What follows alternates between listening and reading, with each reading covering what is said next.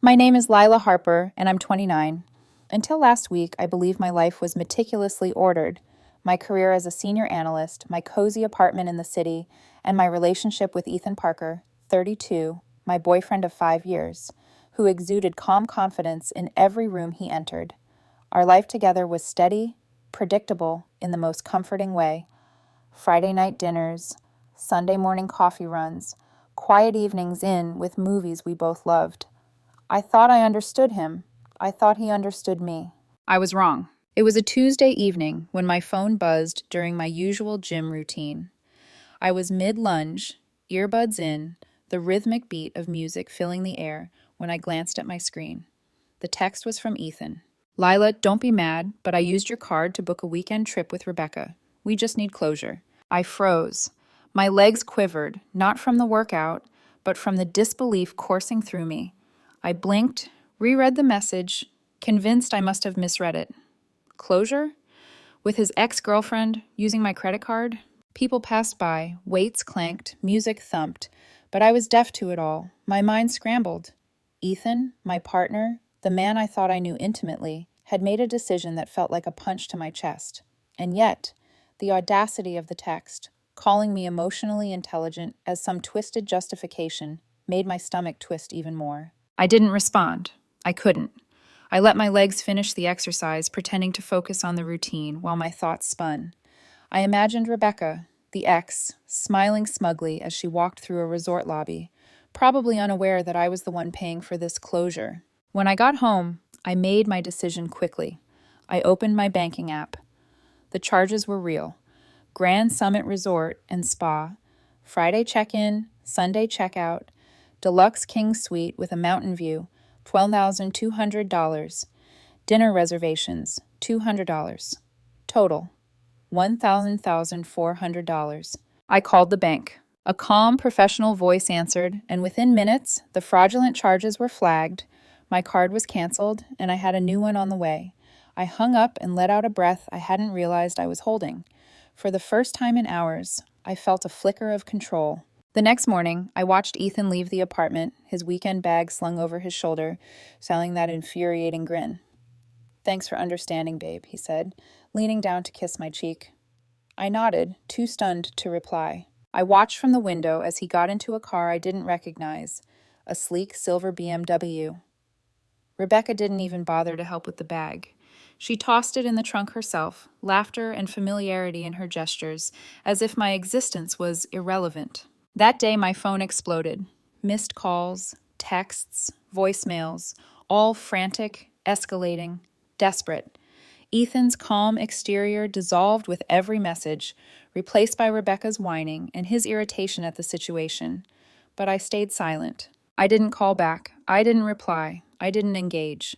I sat on the couch, staring at the muted TV, trying to make sense of how the man I loved could treat me like a passive participant in a scheme that involved someone else entirely. It wasn't just the money. It was the principle, the betrayal, the casual assumption that I would simply accept this. My mind replayed every small incident, the coffee, the brunches, the little indulgences he never questioned when they were charged to my card. It all painted a pattern I had refused to see. For hours, I felt the storm within me, shock, anger, humiliation. But beneath it all, something steadied me.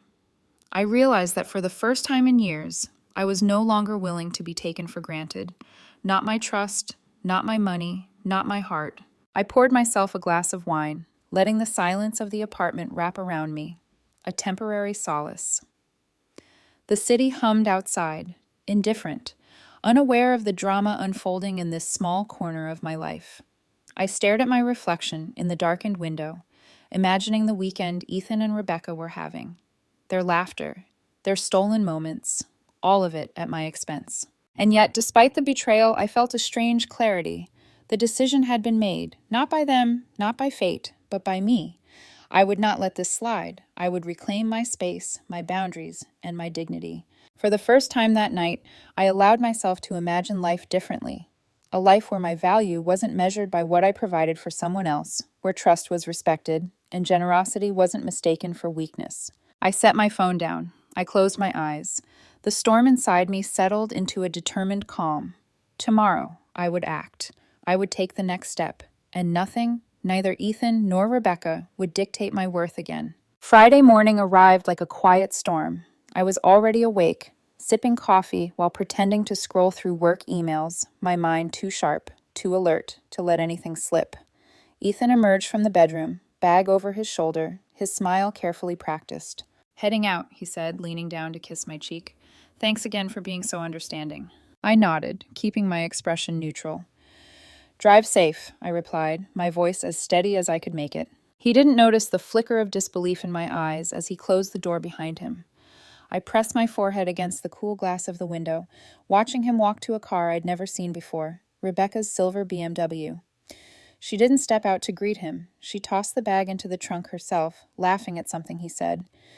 I stood frozen, trying to reconcile the normalcy of their interaction with the betrayal twisting in my chest. The rest of the morning passed in a blur. I went to work, attended meetings, reviewed reports, tried to force myself into the rhythm of normal life. But my phone betrayed me. Notifications flooded in. Texts, calls, voicemails. I ignored them all, letting them pile up. Each message was more frantic than the last. At 11:47 a.m., my phone buzzed again. 5 missed calls from Ethan. 8 new texts, all from him or Rebecca. The messages merged together. "Call me now. What did you do?" "The hotel just said the card was declined." "Are you seriously doing this right now? Answer your phone." I didn't respond. Not yet. I didn't want to be pulled into their chaos. I continued through my day, keeping my phone face down, letting the clamor of the office shield me from the emotional storm. By lunchtime, the messages had grown desperate. Voicemails now, 3 of them, each one more frantic than the last. "Hey, so the hotel said your card isn't working. Can you fix it? We're standing in the lobby. This is so embarrassing." "Okay, this isn't funny anymore. The hotel says it can't process anything. Did you cancel it?" Ethan is furious. Call me." "You're being really passive-aggressive, but we're about to get kicked out. Can you just do something?" I deleted them all, letting the digital echo of their panic fade. I replied to one text, calm and detached. "Card was compromised. Bank canceled it. Sorry for the inconvenience."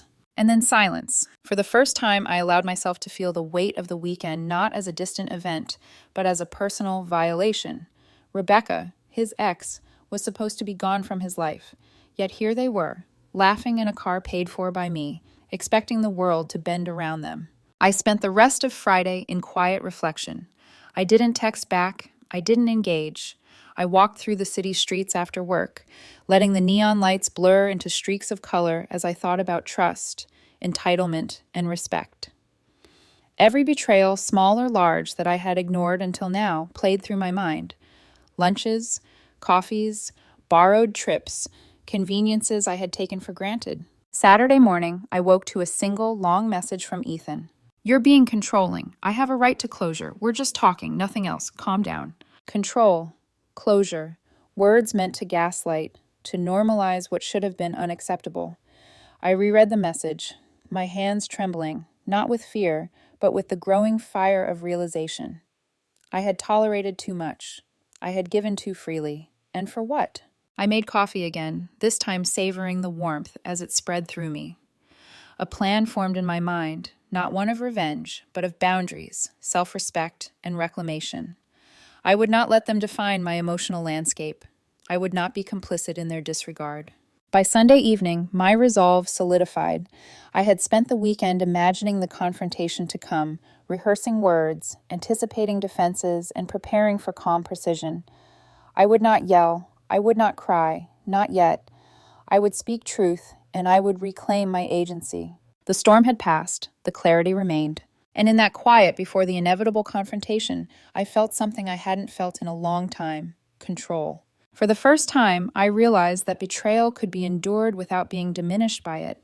That closure, real closure, didn't need a king suite, candlelit dinners, or a smug ex-girlfriend. Closure started with me. Sunday night. The apartment was quiet, but every shadow seemed heavier than usual. Every creak of the floorboard a small drumbeat of anticipation. I was on the couch, wrapped in a throw, watching a documentary about ocean life. Fish swam in perfect, synchronized patterns, oblivious to chaos, and I envied them. The door opened, and Ethan stepped inside. He looked tired, disheveled, as if the weekend had drained him completely. His bag slung over his shoulder, hair mussed, eyes flickering nervously toward me. "We need to talk," I said before he could even settle in. He blinked, startled. "Okay," he said cautiously. "Can you turn off the TV?" I muted it, letting the silence stretch. His expression shifted, confusion, fatigue, and a hint of defensiveness. He didn't know the storm that had been brewing inside me for 2 days. "Tell me about the weekend," I said.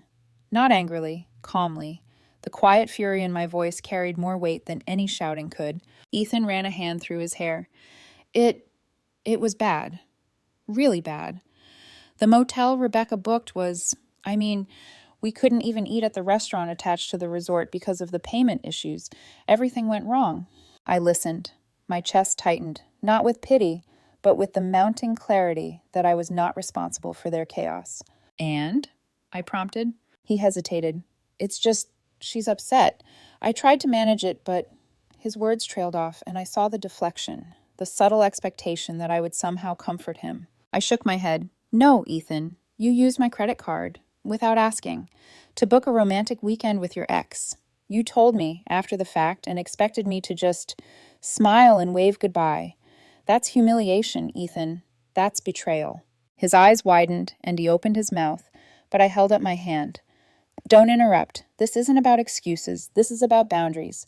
This is about respect. I am not your ATM. I am not here to finance your attempts at closure with someone who hurt you before me." He looked down, swallowing.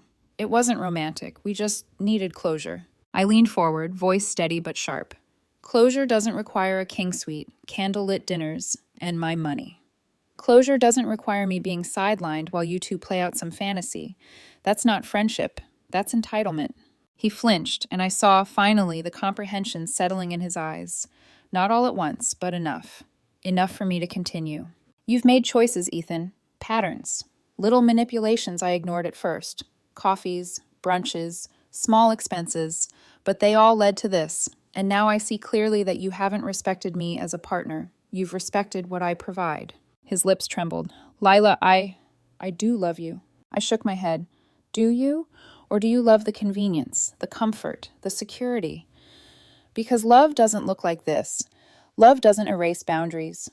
Love doesn't assume permission to betray. I'm done being part of that equation." Tears welled in his eyes, and mine followed, not from sadness, but from relief. Relief at finally speaking the truth. "I'm breaking up with you," I said firmly. "Move out.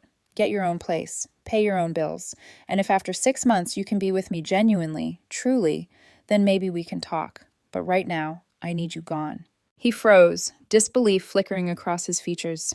"You're breaking up with me?" "Yes," I said. "I'm giving us space to figure out if this relationship was ever real. And if it was, maybe one day we can revisit it, without you assuming my trust and generosity are unlimited." He grabbed his bag silently, the air thick with tension. No words, just the sound of the door slamming behind him. I sat on the couch, the muted TV flickering, fish still swimming in perfect harmony. And for the first time in days, I felt lighter. I had spoken my truth. I had reclaimed my power. And no one, no ex, no boyfriend, could take that from me. The days after Ethan left were quiet, almost eerily so. The apartment, once filled with his presence and the hum of his routines, now felt like my own sanctuary. Yet with every empty corner, I felt the echo of the betrayal, the weight of the past weekend pressing in. I spent hours reflecting, replaying every detail, the audacity of the text, the silver BMW, Rebecca's laughter, the motel debacle. Each memory, painful in isolation, together formed a mosaic of entitlement, manipulation, and disregard. I realized how many times I had let small slights slide, unnoticed charges, last-minute trips, borrowed money, because I wanted to believe in him, in us. The bank had reversed the charges. The $1,400 I had spent unwillingly on their reckless weekend was returned to me. Seeing the refund was strangely cathartic. It wasn't about the money, it was about validation. My decision mattered, my boundaries mattered. Ethan, predictably, tried to reach out. Calls, texts, apologies, dripping with justification. I didn't answer. I didn't need to. The quiet strength I felt in reclaiming my space was more valuable than any frantic plea. Through mutual friends, I learned fragments of the aftermath. Rebecca, struggling financially after the weekend, had resorted to extra freelance work. Ethan, humbled, realized the error of treating my generosity as entitlement. The irony was almost satisfying. Both had faced consequences for their disregard, without me needing to fight for it. But more important than their punishment was my reflection. I asked myself hard questions. How much had I given without asking for reciprocity? How many red flags had I ignored because I wanted to preserve stability? How had I equated generosity with love? The answers were uncomfortable, but necessary, and in their discomfort, I found clarity. I learned that boundaries are not cruelty, that trust must be earned, and that generosity without respect is not love, it's enabling. By midweek, I felt a flicker of hope. I tentatively reopened my life, allowing myself to consider relationships that were healthy, reciprocal, and respectful. My first date with Lucas, a thoughtful and financially responsible man, was simple: coffee, light conversation, laughter. He insisted on splitting the bill. He communicated clearly, respected boundaries, and didn't expect blind generosity. It was refreshing. For the first time, I realized that partnership could feel easy without compromising my dignity. Respect and care were mutual, not transactional. Lucas showed me that healthy love doesn't require sacrifice of self, that boundaries can coexist with intimacy, and that joy can be simple, uncomplicated. Every day, I revisited the lessons learned from the past relationship. I journaled, walked through the city streets, watched the city pulse with life as I regained my own rhythm. I found satisfaction in small victories, paying my bills, enjoying dinners without resentment, reclaiming evenings that were previously punctuated by chaos and manipulation. And yet, the memory of the betrayal lingered, not as pain, but as a reminder that I had survived, that I had spoken my truth, that I had chosen myself first. Closure, I realized, didn't need grand gestures or dramatic confrontations. Closure started with integrity, self-respect, and decisive action. 3 weeks after the breakup, I felt something I hadn't felt in years: freedom. Freedom from expectation. Freedom from entitlement, masquerading as affection. Freedom from a past that had demanded too much of me without giving in return. And as I planned a small weekend getaway for myself, savoring the anticipation rather than fearing betrayal, I understood something essential. I had learned not just what I didn't want, but also what I deserved. Weeks passed, and life began to settle into a rhythm that felt distinctly mine. No frantic texts, no last-minute crises, no lingering resentment clouding the air. The apartment, once a place of shared routines and subtle tension, was now a sanctuary. I moved through it with quiet confidence, my choices for myself alone. And then there was Lucas. He was different from anyone I had known before. Thoughtful, considerate, and independent. He carried neither the entitlement of Ethan nor the chaos of Rebecca. Our first few dates were simple, grounding. Coffee shops with warm light spilling onto the sidewalk, casual dinners where we laughed without reservation, walks through the park where conversation flowed naturally. There was no need to justify anything, no need to negotiate respect. It was freely given and reciprocated. On our third date, we went to a small taco place he loved. When the check came, he smiled and said, "How about we split this one? I like keeping things equal from the start." I felt a warmth in my chest, a simple joy I hadn't realized I'd been missing. Reciprocity, respect, and communication. They weren't just ideals. They were alive, tangible, and present in this new relationship. The contrast with the past was sharp. No sudden claims on my resources, no manipulation disguised as closure, no blurred lines of entitlement. With Lucas, partnership felt effortless. Boundaries were honored, trust was mutual, and love was not measured in what was given or taken, but in the consistent care we offered one another. One evening, as we planned a small weekend trip together, I reflected on the journey that had brought me here. The refunded $1,400 from the chaotic weekend with Ethan and Rebecca wasn't just money, it was a symbol of reclaimed agency. I used it to book a cozy getaway for Lucas and me, not out of obligation or expectation, but as an act of joy and choice. I realized something essential. Closure doesn't require drama, confrontation, or reconciliation with those who have hurt you. Closure starts with yourself. It begins when you set boundaries, speak your truth, and walk away from relationships that diminish your worth. And it blooms when you open yourself to connections that honor, respect, and uplift you. As I watched the city lights flicker from my apartment window, Lucas's hand resting lightly on mine, I felt a sense of peace I hadn't known in years. No manipulation, no exploitation, just clarity, mutual care, and the quiet thrill of a love that was healthy, balanced, and real. I had learned what I didn't want. I had discovered what I deserved. And in that space, I finally understood. Generosity without respect is not love. Trust without reciprocity is not love. True partnership is built on equality, communication, and the shared understanding that both people matter. For the first time, I could breathe fully, knowing that the mistakes of the past had taught me the invaluable lesson of self-worth. And as Lucas and I planned our weekend, laughing over trivial details and enjoying the simplicity of the moment, I realized that the real closure, the kind that lasts, had nothing to do with a resort, a king suite, or a dramatic confrontation. It had everything to do with me, choosing myself, and finally stepping into the life and love I had always deserved.